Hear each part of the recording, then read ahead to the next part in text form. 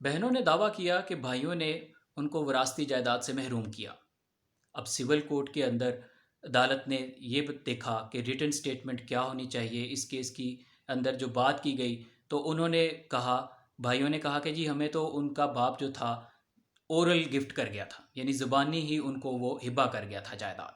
तो इस केस के ऊपर जो है अदालत उज़्मा ने एक हालिया फ़ैसला जारी किया है जो 2020 SCMR 1021 है। उसके अंदर उन्होंने चार चीज़ें बड़ी अहम वाजे की हैं। सबसे पहली चीज़ कि जो रिटन स्टेटमेंट है वो क्या है, उसमें क्या लिखा होना चाहिए था।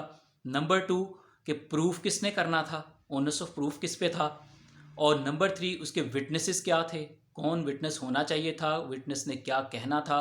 और नंबर फोर, एक प्रिंसिपल अदालत ने दिया है कि जो फ्रॉड है उस पर क्या चीज़ होती है। लेकिन इन सब से हट के अदालत उज़्मा ने एक बड़ी अहम बात की है, वो एक प्रिंसिपल है जो आगे आपको चल के बताते हैं। तो सबसे पहली बात यह कि अदालत ने करार दिया कि जो बंदे आपने जो बेटे हैं उन्होंने ये कहा है कि उनका वालिद ओरल गिफ्ट कर गया था। अगर ओरल गिफ्ट कर गया था तो आपने रिटन स्टेटमेंट के अंदर बताया कि किस टाइम पे गिफ्ट हुआ, किस जगह पे गिफ्ट हुआ, किस तारीख को गिफ्ट हुआ, और उस वक्त कौन से बंदे वहाँ पर विटनेस के तौर पे मौजूद थे।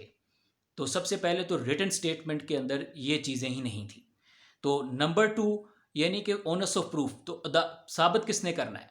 अदालत ने करार दिया कि चूंकि इस ट्रांजैक्शन के, इस म्यूटेशन के जो बेनिफिशरी हैं ये सन हैं, तो इनको साबित करना है, क्योंकि यही तो कह रहे हैं कि जनाब ये गिफ्ट हुआ था, ओरल गिफ्ट हुआ, तो ये साबित करें। तो अब उन्होंने साबित करना था कि ओरल गिफ्ट जो है वो किस तरह से हुआ, तो प्रूफ, जो ओनस ऑफ प्रूफ था वो डिफेंडेंट्स पर चला गया।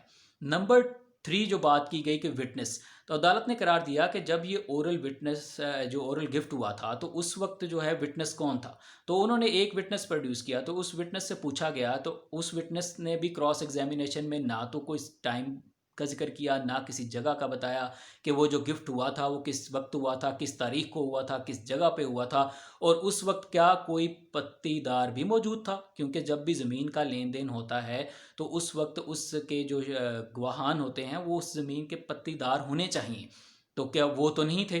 तो उसके बाद जो है अदालत ने कहा कि इसके अलावा मोस्ट मटेरियल विटनेसेस जो होते हैं वो तहसीलदार होता है, वो वहाँ के रेवेन्यू ऑफिशल्स होते हैं जिन्होंने ये इंतकाल दर्ज करना होता है, इंतकाल की पूरी कार्रवाई करनी होती है।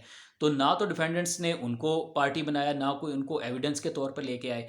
तो उसके अलावा जो बात यहाँ पर जो मैंने कहा कि अदालत ने इस फैसले के अंदर एक बड़ा अहम एक मैगज़िम समझ लें, एक प्रोवर्ब समझ लें, या एक असूल समझ लें जो वाज़े किया है, वो ये है कि जब आपने दावे के अंदर कोई बात नहीं की, जब आप प्लीडिंग करते हैं तो अब आप कोई बात नहीं करते, तो क्या बाद में मुरम्मा दावा उस चीज़ का ला सकते हैं। इस केस के अंदर अदालत ने कहा कि जनाब इस चीज़ का मुरम्मा दावा नहीं आ सकता, क्योंकि इस पे जो था एक प्रिंसिपल उन्होंने अदालत ने वाजे किया था, सेकेंडम एलिगेटा एक्ट प्रोबेटा, यानी कि effect must be alleged before it is allowed to prove.